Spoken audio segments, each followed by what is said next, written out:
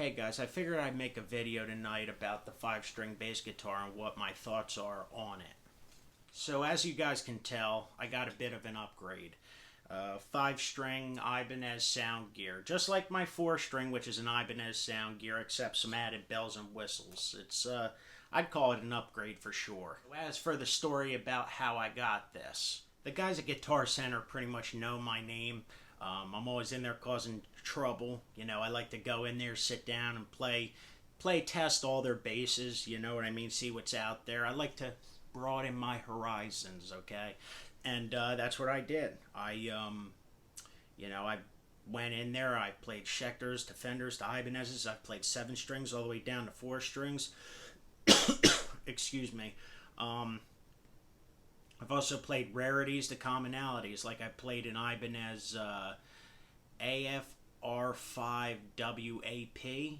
I believe that's what the model number is. Really pretty damn rare bass guitar, 5 string, and yeah, I played that and really enjoyed that as well. If I find a photo of it, I'll leave it in this video. So yeah, that's a little bit of a side note.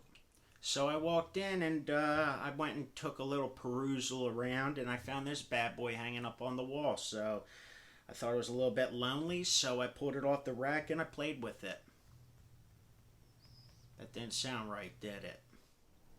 Anyways, so, I sat down, played it, very much enjoyed it, so I wound up purchasing it, and I don't really have any regrets. When I was in the store, I wasn't really playing songs. I was just kind of playing little ditties.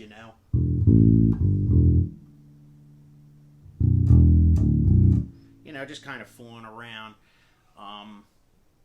And yeah, I really enjoyed it, so I purchased it. I consider Ibanez to pretty much be like the Toyota of bass guitars. They're great quality, very affordable, high playability. It's worth it. However, when I got home, I started to play some songs, and I really realized 5 string is a completely different animal from the 4 string. This is something completely different. I'm gonna have to baby step it again. However, I quickly realized what the problem is, and there's two, and I wouldn't call them problems. It's just the differences between a 4 string and a 5th string. You got to relearn how to walk, and you also got to really learn how to mute. So, for example, how I got used to it was I took old easy songs that I pretty much already had memorized, especially one in my case, just like Heaven by the Cure.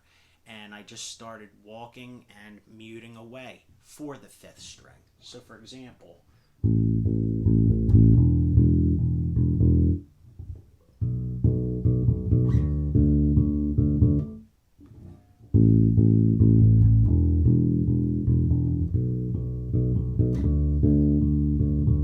you see what I'm saying?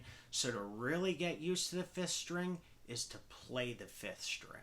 So now I'm going to show you some basic technique with muting with your right hand. Going down, you won't need your left hand, but coming back up, you will need it. So we have...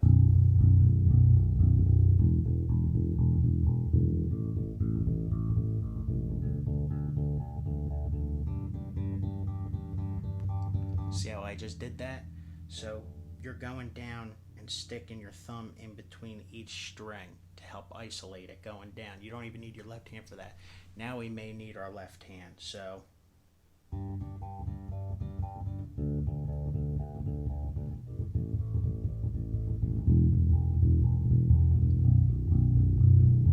I believe that coming back up, it's called like the floating thumb trick, I believe it's called. I'm not too sure. But yeah, that's just some muting technique with your right hand. So now I want to talk about transponding notes. You could take notes from an E string and play them on the B string. So for example, an open E sounds a lot like the 5th fret of the B string, which is also the E. So listen to this. Open E, 5th fret of the B string, that's an A. However, you will notice a key difference, and that's called pitch. One sounds more loud, and one sounds more dim. Now I'm going to insert some clips of me playing Yonkers by Tyler the Creator and me transponding notes, which it's usually played on an E string, but you can also, to make it sound a little bit deeper, play it on the B string as well. I hope you enjoy that. I'm a fucking walking paradox. No, I'm not. 3-6 with a fucking triceratops. I'm a fucking walking paradox. No, I'm not. 3-6 with a fucking triceratops. Another key thing I wanted to bring up, and I'm going to pull out my other guitar for this, is that picking is different on this, but it's not that hard once you get used to it. If you look at my 4-string, which is up above, the strings are actually wider apart than the ones on the 5-string. So you may be kind of confused by that if you're a 4-string player at first. It takes time to really get used to playing it that tight. But, you know, with time, you'll learn. I hope you enjoyed this. I put a lot of time into this one, so I just wanted to say thank you for hanging out and listening to this video. Have a good night, guys. I really mean that.